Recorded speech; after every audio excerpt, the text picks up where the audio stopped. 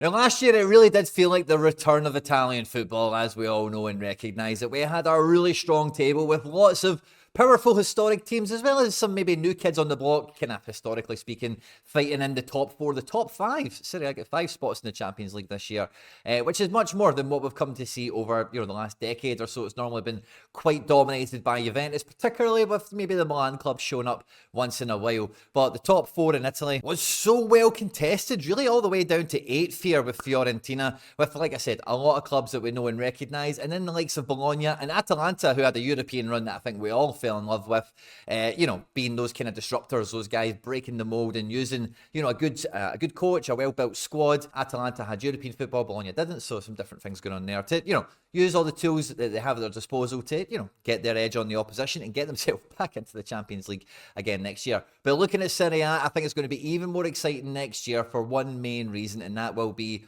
maybe the return of like a proper Juventus. Although Juventus have been really dominant over the last, decade or whatever, over the last 3 or 4 years in particular, you have really felt that their invincible shield of just crushing Serie A and being a powerful Champions League outfit has really dissipated. It's really diminished around them. But with the appointment of Thiago Motta, who was the superstar manager for Bologna last year, bringing him into 5th, it feels like there's a revolution. It feels like there's a remodel happening at Juventus with the signings of Douglas Luiz and Khéphren Thuram, if I can say that properly, the ones that have really kick-started the summer transfer window for them, and there's tons more going on. I think we're going to see a totally remodeled Juventus, which is what we're going to have a look at in the video today. If you at any point, if you do laugh, you learn, you like something or whatever, please do like and subscribe to the channel for more content like this. We're pushing for 10,000 subscribers, guys, and we cannot do that without your support. And get into the comment section on this one and let me know, do you think Juve really could very quickly go from 0 to hero? And I know if we look at the table from last year,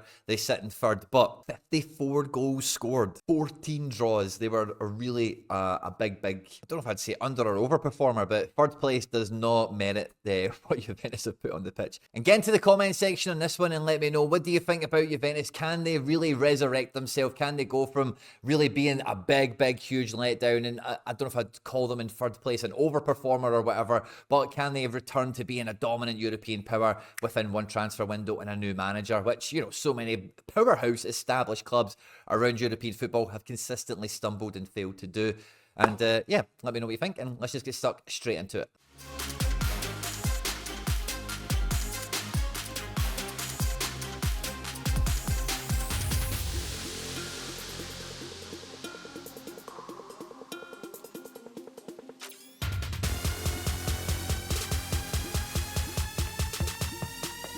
Now, with Max Allegri being ousted and Thiago Motta swooping in to replace him at Juventus, there is definitely going to be a new look, a new feel to Juventus and what we see from them on the pitch in the Champions League and in Serie A. But it's not just about a change of manager, because this squad has had some real talent in it, has had some real strengths that have been underutilized, undermanaged, or, however you want to think about it. But it's not really a well-equipped squad for a manager to inherit and just pick up and run with straight away. Like Juventus and major Italian clubs always do, they've always got major squad headcounts and so many loans and, funny transfer business going around domestically that it's really hard to get an accurate and a complete picture of who will become the entire active squad for Juventus. So for the board today, I've tried to keep it to who I think is relevant to even kind of mention and have a look and a think about coming into next year.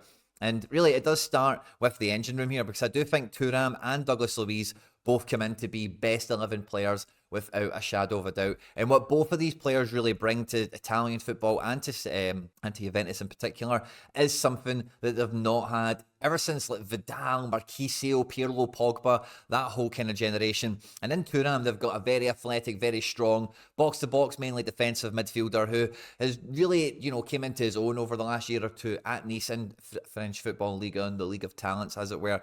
And, obviously his brother Marcus is doing pretty well at Inter Milan, and his father, of course, formerly of Juventus. This does seem like a move that Thiago Motta is doing, that it's not just about what the player brings, but it's a little bit about, the personality and, the chemistry that they'll bring into the changing room and the sort of presence that they might have as well, because he's definitely a player that's played above his age for the largest part of his Ligue 1 career.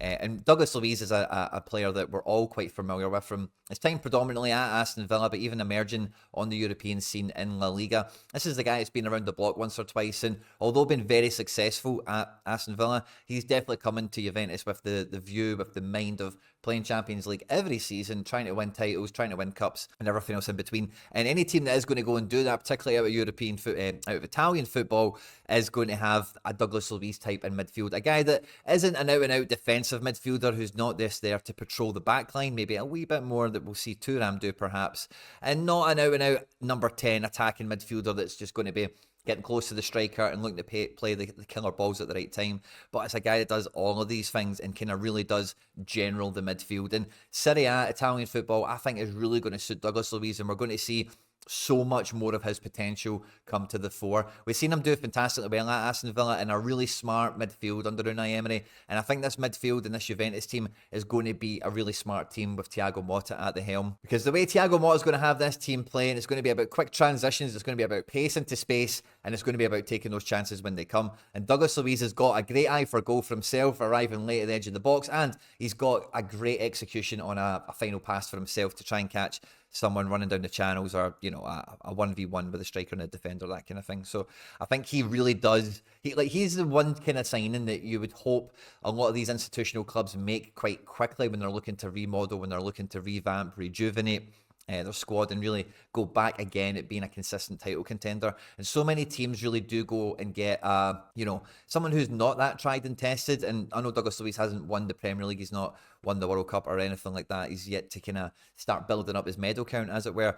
But from what you've seen from Aston Villa in the Premier League and in Europe, they got to a semi-final this year, as well as just the whole progression that he's had in the Premier League, it doesn't feel like this one's going to miss at all. And with Thuram coming in quite quickly, it does feel that Thiago Motta has got that base of his midfield sorted for his best 11, which before, if you look at the midfielders who are here, it's really hard to imagine that there would have been, a really good midfield to be made out of this. The only player who featured last year in midfield who's not here is Rabiot. He's been let go on a free contract, as well as Alexandro. And looking at the defence, what this base midfield gives Juventus now is the ability to really let Cambiasso or Pellegrini, whoever's going to play in left back, it will be Cambiasso mainly, I'm sure, but Pellegrini might come in. Maybe we see Cambiasso on the right. This guy can play both wings extremely well to a very high level, but he's going to be allowed to really go on and attack, because when you've got this type of base of midfield, along with whoever will be the centre-backs, of course, it doesn't look like there'll be any Calafiori, but maybe this boy Houston, who's been linked to everyone, Juventus don't seem that up for selling him. Maybe he hangs about. Bremer is doing very well. Danilo's captain in Brazil, so it's hard to imagine that he gets totally bombed out. And he might be a bit more of a back three in possession if they keep this kind of shape, which was not too far away from how Juventus operated defensively last year. And defensively, it's kind of the only thing they had going for them. So it's still kind of unknown how the centre-backs and everything will shake out, because with how much Motta clearly wanted Calafiori, you got to feel that he was going to be the left centre-back alongside probably Bremer to really build from there, with the Thiago Motta bringing in a goalkeeper, De Gregorio, and it looks like Szczesny is going to Monza, which is, it's not really a swap deal, but they've changed jobs, essentially. It just feels like Szczesny is absolutely in the mud with this one. But it feels like with the goalkeeper, the midfield base coming in, if someone like Calafiori did come into this, it would just be like, wow, within 4 transfers, the whole team has went about 5 levels up in terms of how good it will be in possession and how more efficient it should be in creating opportunities for whoever does go on to play in attack. And I think in Dusan Vlahovic, they've definitely got a fantastic target man, a fantastic arrowhead striker that they can look to aim to. And if they're going to get their width from the likes of Cambiasso, maybe somebody like Yildiz could come in to be the starting left winger, left forward in this team, who likes to be a bit more direct and come in. We've seen Moise Kean leave for Fiorentina, so it won't be him. Maybe they go into the transfer market, because they've brought Nicolas Sula back he just came back from his loan with Frosinone, and again, he's been linked to a Premier League move or two. They've also got Timo Weah in the wide attacking areas, as well as Federico Chiesa, who looks to be actually leaving for Roma, and I'm very surprised that there's not going to be a Premier League club coming after him. But with all the work that's already been done in defence, I really think that there's maybe one more defender to be got here, whether it be a right back.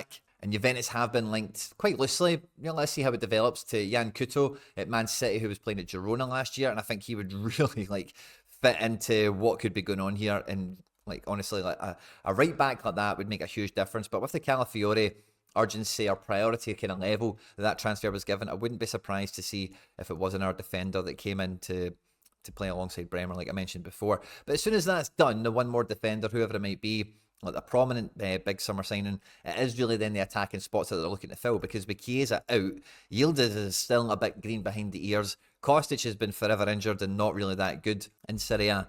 Then they do have like a lot of room for improvement and a lot of people to be bringing in to play in the wide areas. And one transfer that looks like it could be nigh for Juventus, especially as soon as Chiesa does leave for whoever's going to sign him, is going to be Domenico Berardi. And this guy's been lighting up Serie A for as long as I can remember, really, at this point. And with Sassuolo now being relegated, he will be leaving. And it feels like the Juventus transfer is all but done at this point. And this, you know, if you look at the Bologna team from last year, they had Orsolini playing in the right forward position, and he's a guy that could score a banger from range, who's always got a good cross on him for, Xerxes predominantly, but whoever might have been playing in attack or invading the box late. So I think this is a guy, again, quite similar to Douglas Luiz, where you're getting like a guaranteed high level of production. And for the amount of business that Juve are doing here, there's a lot of outgoings that we're not really touching on because they're really nondescript players. But we're looking at, a couple of incomings that are done already, and then one more into the attack here. Because with the likes of Wea and Sula, both these guys, and Yildiz and Kostic or whatever, there's definitely a quality backup here to rotate, play cup matches, deal with suspensions whenever they arise. But once Berardi's in, there's definitely one more spot open in the attack here, because I don't think they're going to rely on Kostic. If anything, they'll probably try and shift him out. And Yildiz needs some more competition over here. And all the big rumours that are coming out around Juventus trying to reinforce their attack once they get Berardi in over the line, I would imagine, is number one, Jadon Sancho, who I think would be amazing in Serie A. Like, he's very, very good in the Bundesliga. And in the Premier League, I would still say he's not really had a fair crack at the whip. But I'm a huge Jadon Sancho fan. I think he's a world-class winger. And he would maybe fancy himself a bit more on the right. So maybe Berardi could play left, be a bit more of that kind of inside forward, kind of cutting in or whatever from that angle. And then you've got the winger Sancho on the other side. But again, Sancho, maybe he gets a bit of a stint in the left and he's doing something similar, because when you've got that great width and you've got a great fullback to really help you cut inside as an attacking winger, then if it's not your best position, you could definitely develop and tactically be very, very useful to any team. I think somebody at Jadon Sancho's level. And the other player, funnily enough, of Man United that's been linked quite heavily to Juventus is Mason Greenwood, who, I know very much divides opinion. It was on loan at Getafe last year, and I watched a lot of Getafe for reasons we won't go into right now. And he does look like a quality player. There's no two ways about it. He didn't do quite as good in La Liga, but as he probably should have, for the talent that a lot of people believe he has, and you can see sort of glimmers of at times. But Getafe is a very low-scoring team, not a prominent team at all. And if they get into the top half or anywhere near it, it is like a fantastic season. So it's maybe not a great kind of barometer there, but Juventus are certainly keen on both of those players. And if one of them come in, I think that's your missing piece into this attacking lineup, especially if it is Greenwood, because he can play a bit more centrally, and it maybe gives you a different option to Vlahovic. You maybe get somebody with a bit more pace and who's a bit more direct from deeper. But to get from defence and midfield into attack, you need that linchpin, you need that playmaker in midfield that is really going to knit everything together. And as much as Douglas Luiz can be somewhat of a deeper playmaker, Locatelli, who I'm a big fan of, I think at the moment would probably be in the best 11 right now. But Juventus are said to be on the cusp of signing Tuen Koopmeiners from Atalanta. And this is a guy that doesn't have high energy. He's not rapid. He's quite strong. He's strong enough. He can hold the ball up. But he is a definitive attacking midfielder who is very good at being press resistant. Is very good at, gegenpressing and all the other kind of funny pressing terms that we all have to talk about these days in football. And at Atalanta, we really did see a fantastic couple of seasons from him. He's really moved from Dutch football to Italian football very, very well. And in Dutch football, he was much, much deeper. But in Italian football at Atalanta, he's played much, much higher. And I think that's the sort of role that Thiago Motta will use him in, probably the Lewis Ferguson role that we've seen at Bologna. And I think, especially with the injury and stuff, it probably rules out Lewis Ferguson moving to Juventus, really when he's fit and available or whatever. So I do think Koopmeiners coming in is going to be the number one if that transfer gets done over the line, and will relegate Locatelli to fighting in these positions here probably, which is fine. But I'm very hopeful that Juventus keep a hold of Nicola Ravella, because Ravella is a player that I'm very, very excited about. I think he's a very, very good, he's one of the more exciting maverick type players that I've seen in Serie A over the last couple of years. And he's just the style of attacking midfielder that I don't know if, and again, you need to be careful when you use like big world class Ballon d'Or level players, right? But he's got a bit of the Modric about him, but he's very much not a guy you want defending. And that's not because he's bad necessarily, but he's comfortable in these zones here. He's very, very good, very, very good. And I think like playing alongside someone like Koopmeiners, like sharing the job with him and rotating in, coming off for 20 minutes off the bench most games. He's a guy that you might not be familiar with, but is a name that you might start to get to hear a bit more if he does settle into this Juve team in terms of he doesn't get loaned out again. He's been loaned out last year at Lazio and the year before that at Monza. So a guy that's got good Serie A credentials under his belt already. For me, I don't think we've seen many transition periods across European football, particularly for the big, important and historic clubs, where they have so seamlessly went from a period of, like failure this year. They did finish in third, but it does feel like now they've identified quite quickly when the end of the cycle's happened and they've made some decisive actions quite quickly to try and rejuvenate. I do think Arsenal have kind of overall done a good enough job. It will be kind of easy to say that if and when they win the Premier League again, like under Arteta certainly, because that's like 2 managers since Wenger. But we've seen AC Milan, we've seen Man United, we've seen Barca, we've seen so many huge clubs really struggle to get from really the last decade and move their club fully into this one in terms of being competitive at Europe and domestic. So I'll be really interested to catch the comment section on this one and see what you guys think about Juventus' prospects for this year. On screen and now some other stuff that I've made that YouTube thinks you might enjoy. Don't forget to jump into the comment section and hit the like button. Stay out of trouble, and I will catch you on the next one.